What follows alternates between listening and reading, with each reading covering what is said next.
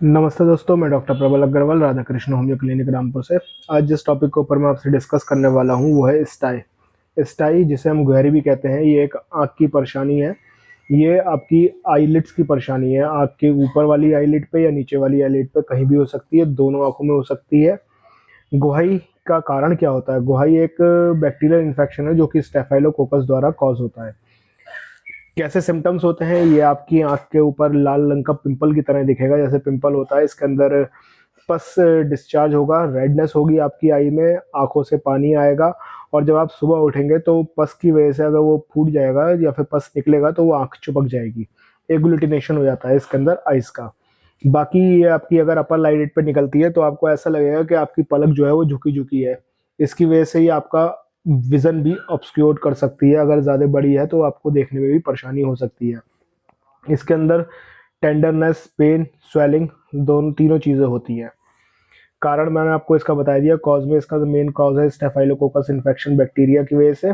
ये जो होता है, जो हमारे आईलिड्स के हेयर्स होते हैं, जो हेयर फॉलिकल्स होते हैं, उसके अंदर इन्फेक्शन की वजह से हो जाता है, या फिर जो हमारी आइस की ऑयल ग्लैंड होती है आईलिड की, उसके अंदर कोई ऑब्स्ट्रक्शन हो जाए तो उसकी वजह से भी हो जाता है। बाकी इसके अंदर दूसरा आपको कारण क्या है इसका होने का? अगर हाइजीन, प्रॉपर हाइजीन नहीं है तो उसकी वजह से भी आपको ये हो जाता है। अगर आप गंदे हाथ से इसको छुएंगे या फिर अगर आपकी नींद पूरी नहीं हुई है, इसको रगड़ेंगे तो उसकी वजह से भी, आँख को रगड़ने की वजह से भी आपका आईलैशेस कभी-कभी टूट जाते हैं, जिसकी वजह से भी ये स्टाई हो जाती है, बैक्टीरियल इन्फेक्शन की वजह से। अगर ये आपको होती है तो इससे बचने के लिए आपको क्या करना चाहिए? वैसे तो ये 1 आध हफ्ते में अपने आप ही ठीक हो जाती है। अगर ये ठीक नहीं होती है तो आपको अपने डॉक्टर को दिखाना चाहिए। बाकी जब ये हो तो इसके अंदर आपको गर्म पानी से सिकाई करनी चाहिए पट्टी से, जिससे आपके पेन और स्वेलिंग में आराम मिलेगा।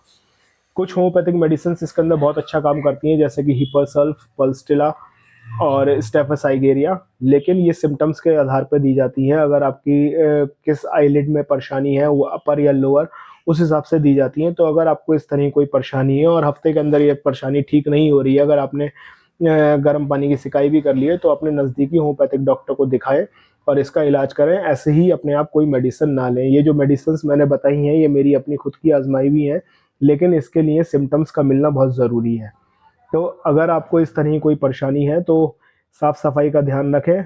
अपने हाथ गंदे आंखों पे ना लगाएं, आंख को बार बार ना रगड़ें और उसको फोड़ने की कोशिश ना करें, क्योंकि उससे आपको दिक्कत हो सकती है। अगर आपको मेरी दी गई जानकारी अच्छी लगी और मेरी दी गई जानकारी से संतुष्ट हैं तो प्लीज़ मेरे चैनल को लाइक करें, शेयर करें, सब्सक्राइब करें। धन्यवाद।